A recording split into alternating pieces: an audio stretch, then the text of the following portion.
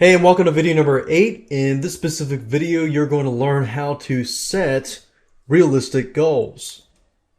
Now, how do you set realistic goals, and how do you measure it, and how do you know if it's attainable and reachable and so forth? Well, we're going to be using a specific method called SMART for a goal, and it was created by a guy named George T. Duran. Now, whether you're a thinker or a feeler or a sensor or intuitive, you can always tweak the methods to the way that you think. So by that, what I'm going to give you is what SMART means and how you can achieve them. But if you're a systematic sensor type person, you're going to probably want to do things in a systematic way like SMART. But if you're a type of intuitive person, you can do it any way you want. Some of you are scattered, some of you are systematic, and there's nothing wrong with that. That's just the way you think. But you can do TR, you can do it in different, ways. So just remember that as long as you're using the method to analyze a specific goal, that's what matters.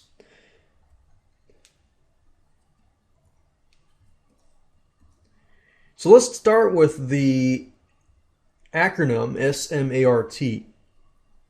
S stands for specific, M is measurable or meaningful, A is attainable or action-oriented, R is relevance or rewarding, and T is time-bound or trackable.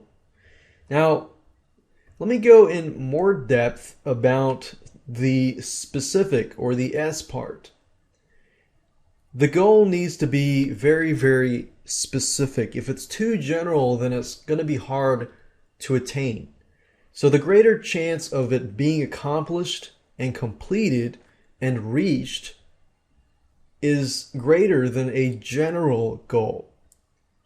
So what I want you to do to figure out if it is specific, because sometimes we think it's specific and it really is not, but you can figure this out by answering these 6 questions.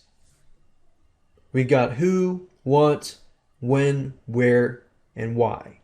So who is involved in this specific goal? You're involved, who else is involved, and so forth. Because if it relies on somebody else, then that could cause complications or could speed it up, depending on the person. So, okay, who's involved? You're involved, and so is involved. You need to figure out if that person is reliable and if they can actually complete their task that is part of the goal. And then what do you need to accomplish? And then what do I want to accomplish in the specific goal? What are the benefits of this specific goal? And then where? Identify a location for that specific goal. And then when? Establish a time frame for that goal. And then why? Identify some requirements and constraints. Let me give you an example. A general goal would be, I'm going to eat right. Yeah, I'm going to go lose some weight. How are you going to do that though?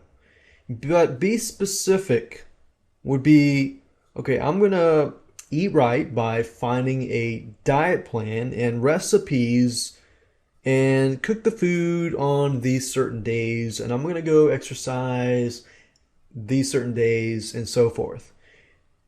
So that would be a specific goal that you can actually achieve. Now, I'm not saying that eating right is not something that you can achieve. It's just better and easier for you if it is specific.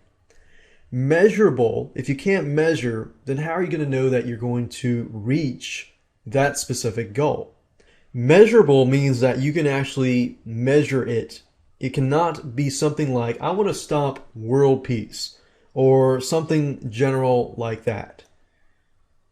You've got to ask yourself these questions: how much, how many, and how far, to ensure that they are measurable. Attainable, reachable, action-oriented. Besides being measurable, are they realistically attainable. With your abilities and your skill set, can you actually reach these goals? Or with your abilities, your skill set, and those other people that are involved, can you as a team reach these goals? So what I want you to do is write down whether this is possible or if not. And if not, what do you need to do to get to that point? Do you need to get more people that have the abilities and skill set in that area, or so forth? Most goals you can attain by baby steps. Break them up into baby steps so that you can reach the finish line. A lot of times a big general goal, even though it is split up into 3 different phases, you can split those 3 different phases into much smaller baby steps. And I'm going to show you that in the video after this to show you how to become self-accountable. And you'll actually be surprised that after you have a list of 20 baby steps versus, let's say, 3 baby steps, you're starting to check them off the list. And you're going to become very, very motivated that you're going to want to complete all the little baby steps because you realize, wow, this is actually very, very easy to do. And of course, relevant. After you break your major goal into many baby steps and many baby step goals, ask yourself, do these minor goals relate or are they relevant to the main goal? Or do they deviate from the main goal? And then we have time bound. Give yourself a realistic time frame.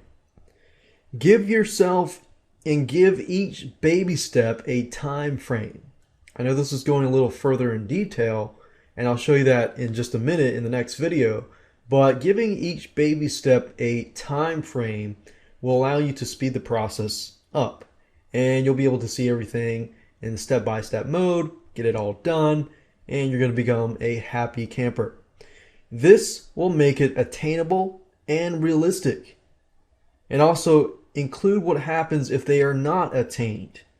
You might want some sort of positive reinforcement, then negative. However, sometimes you need negative reinforcement to remind you to move forward. Sort of like previously I talked about how to break habits. Break bad habits. You can get a buddy of yours and say, hey, keep this money, and if I don't focus and get this done, you can keep the money and so forth. So positive reinforcement is something that you definitely want the majority of, but it doesn't hurt to have some negative reinforcement as well.